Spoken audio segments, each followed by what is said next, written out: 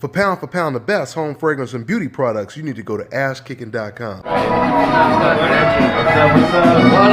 There it goes. What's going on, y'all? Dosen'T Boxing Nation. Man, you're all over the place. All over. What's going on, y'all? And here's my bigger concern, if there's going to be a hearing in a week, or this coming week, right? The 18th, Wednesday. the 18th, yeah, the 18th. Okay, yeah. the 18th. So there's going to be a hearing this week. If Canelo Alvarez is suspended for violating drug testing and breaking PED rules, there's nothing in the IBF rules, or any rules, frankly, or nothing in fairness dictates that a mandatory challenger should have to sit and wait because the guy's opponent blew a drug test. So you can't earn money, you can't support your family, you can't get your shot because the guy you're supposed to fight is waiting out a guy who's sitting on a suspension. I mean, I like that position if I ever have to fight it in court. I mean, I don't think I'm going to have to fight it in court, frankly, because I think the IBF knows that there's a real strong legal position that Derevyanchenko has, and I don't think they're going to invite a problem,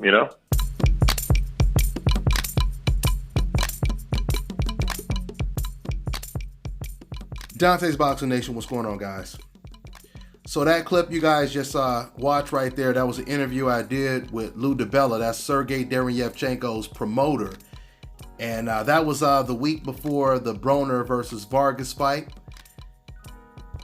Now, he said a whole lot more in the actual interview. I'll put the link in the description box. You guys should check it out if you missed it. But the reason why I play this clip is because the news that just surfaced today pretty much complements and corroborates what you just heard Lou DiBella say right there, which is not news that Gennady Golovkin wanted to hear. And that is, the IBF has ordered that Gennady Golovkin face his mandatory Sergey Derevyanchenko next and not Canelo Alvarez. If Golovkin even attempts to avoid his mandatory, he will most likely be stripped.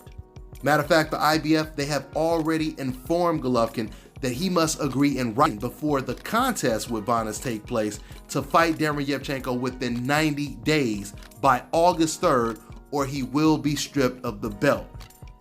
So if Gennady Golovkin does not agree to the IBF terms by next Friday, then he risks losing his IBF strap. This puts Gennady Golovkin in an extremely compromising position because Gennady Golovkin has always used as his defense to not face opponents at 168 like Andre Ward, James DeGale, when there was no competition at 160 at all. And you had Team Golovkin constantly telling the public that they're willing to fight anyone from 154 to 168. So when they said that, Andre Ward was the first to raise his hand. He challenged Gennady Golovkin, and Gennady Golovkin did not accept the challenge. James DeGale at the time called him out as well.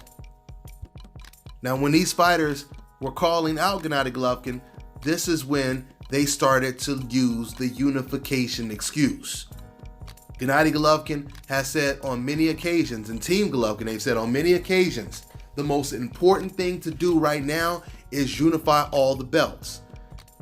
This became one of the main talking points when it came to people defending Gennady Golovkin's position.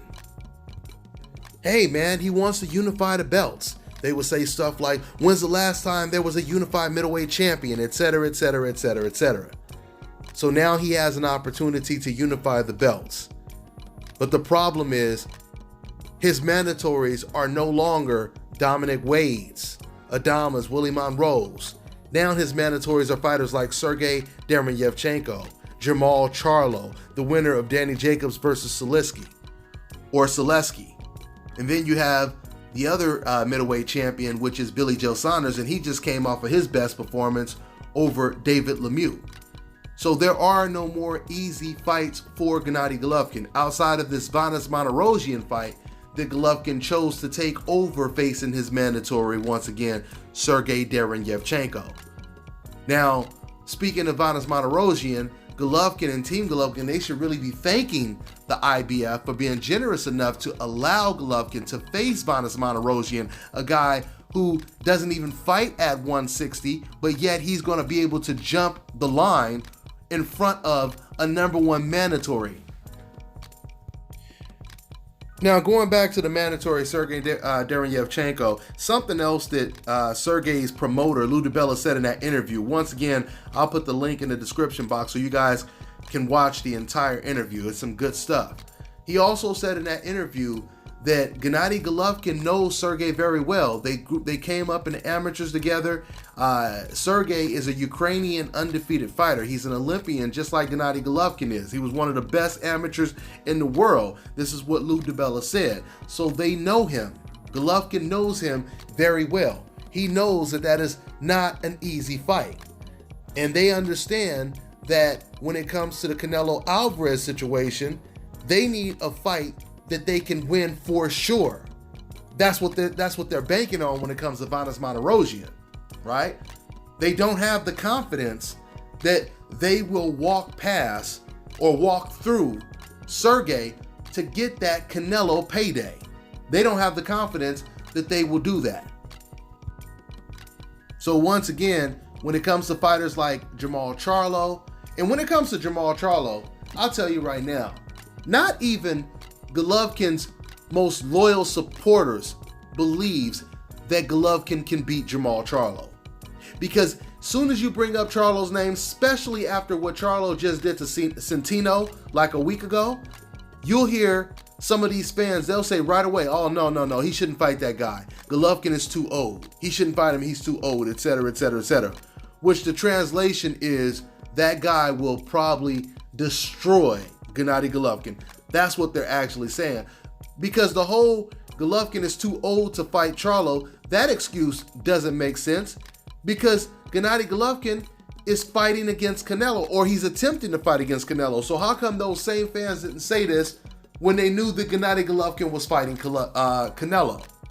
The reason why they're not saying this is because they know, or they believe, obviously just by the fact that they said this, they believe that Charlo is better than Golovkin and Canelo.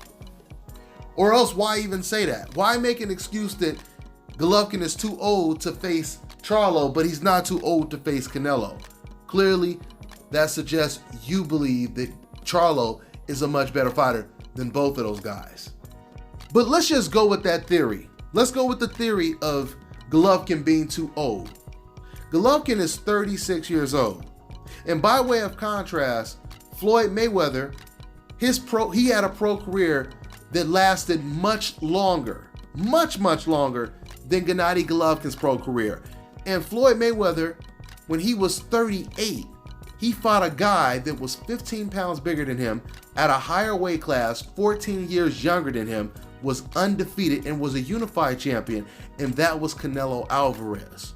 Okay? At age 38. Once again, Golovkin is younger than Floyd Mayweather. So it's not making sense. And not only is he younger, but he has not had a career, a pro career, as long as Floyd Mayweather has. It's not even close. So like I said, Golovkin is in a dicey situation right now. Either he's going to be a man of his word when he said he wanted to unify all of the belts, he's going to bite the bullet, and he's going to fight his mandatory, which it wouldn't surprise me if he does.